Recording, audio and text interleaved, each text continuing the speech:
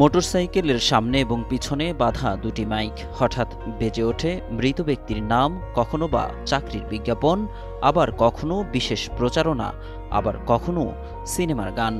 এভাবে ৪৫ বছর ধরে বিভিন্ন হাট, বাজার ও এলাকাগুলোতে ঘুরে বেড়ান নজরুল ইসলাম এবং সেবামূলক বার্তা পৌঁছানোর কাজ করেন তিনি।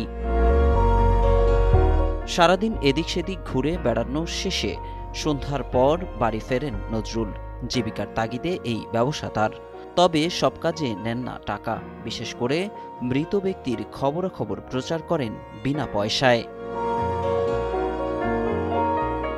মাইক নজরুল হিসেবেই পরিচিত রংপুর সদরের সদ্য পুষ্করিণী ইউনিয়নের বাসিন্দা ৬৫ বছর বয়সী নজরুল ইসলাম। মাইক সেবা থেকে সামান্য আয়ে চলে সংসার, নেই নিজের বসত ভিটাও। আজ ৪৫ বছর ধরে এই মানুষের সেবামূলক কাজ করতেছি। জনগণের মাঝে থাকলে আমার ভালো লাগে, সবসময় মানুষের সেবা করি। তার মধ্যে একটা জিনিসের সেবা করলে টাকা নেই না, সেটা হলো মৃত্যুর মানুষের মাইকিং করলে ওইটা টাকা আমি নেই না। এখন শেষ বয়স, ক্লান্তি চেপে ধরে ক্ষণিকেই। নিজের ভিটেমাটি নেই, অন্যের জমিতেই বসবাস। তাই তো চান স্থায়ী বসতি, আশ্রয়ন প্রকল্পে থাকার মতো একটি ঘর। বাড়ির কোনো জায়গা জমি নাই, বাড়ি ভিটে নাই।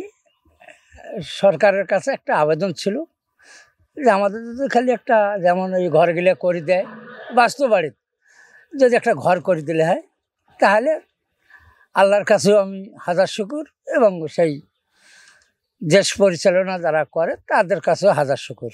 মাইকে বিজ্ঞাপন প্রচারে বেশ পরিচিত নজরুল। তার মাইকিংয়ের শব্দ শুনলেই থমকে দাঁড়ায় মানুষ, কেননা মৃত্যুর খবরাখবর সহ প্রয়োজনীয় খবর পৌঁছে যায় তাদের কাছে।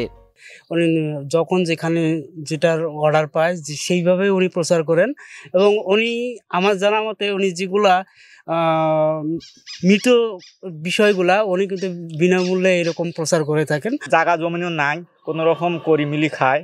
এই যে করি, যদি সরকার থেকে কিছু পাইলে হয় তার উপকার হয়। হাট বাজারে, পথে ঘাটে কানে বাজে সতর্ক বার্তা। আধুনিক যুগেও নজরুল ইসলামের মাইকিং যেন জীবন্ত বার্তাবাহক। ৪৫ বছরের পথ চলায় ক্লান্ত হলেও থেমে থাকেন না নজরুল।